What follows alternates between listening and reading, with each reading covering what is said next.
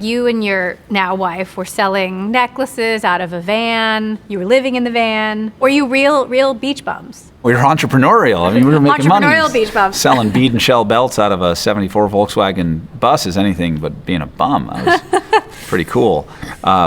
My girlfriend, who's now my wife, when we were in Indonesia, we had a bunch of bead and shell belts made that we brought back to California with us.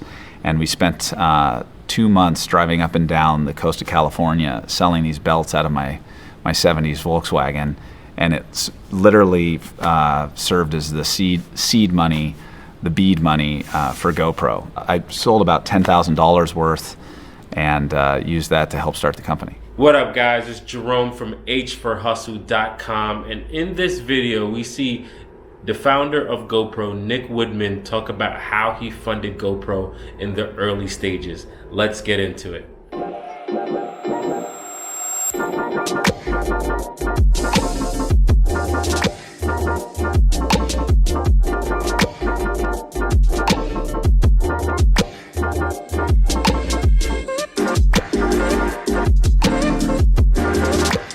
Alright guys, so the reason why I chose this video is that I like the strategy that Nick had chose to build Gopro in the early stages with. He took something that he already had or he could get for relatively cheap, and then he was able to sell it up and down the California coast, had a good time also learning how to sell, and that strategy he was able to get $10,000 to use as the seed money to start Gopro. And you know, I like this story because it's kind of similar to mine.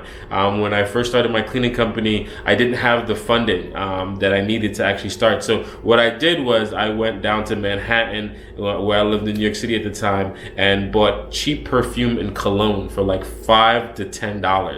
I had about $50 at the time. We spent all the money on that. Then I jumped back on the train and drove up to the Bronx, to train and went on to the Bronx, and then went and sold those colognes and perfumes at barbershops and hair salons and wherever else that anyone would buy, and would sell it for about $20 to $15 to $25, somewhere around there. And you know, we would build our money up and then go back and rinse and repeat and go back in Manhattan and kind of do that till we're able to build up enough seed capital. And why I bring this up is because a lot of times entrepreneurs feel like they have to go the traditional route. They have to go to a bank, or they have to go to SBA, or they have to go try to get a loan. You don't have to do that. You might have a skill set or a product or service laying that you can actually do to start your business. You can take old sneakers that you might have, or old music equipment you might have. You could sell all of those, and that could be your seed money. You don't need that institutional money that you think you might need. You just need to have a little different mindset on how to find access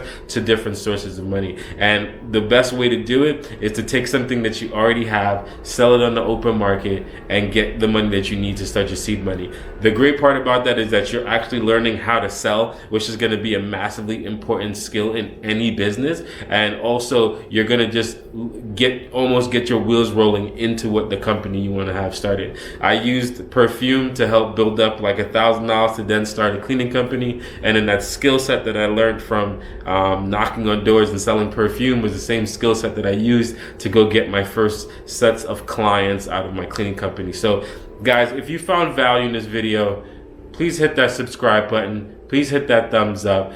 That's all I got, guys. Peace.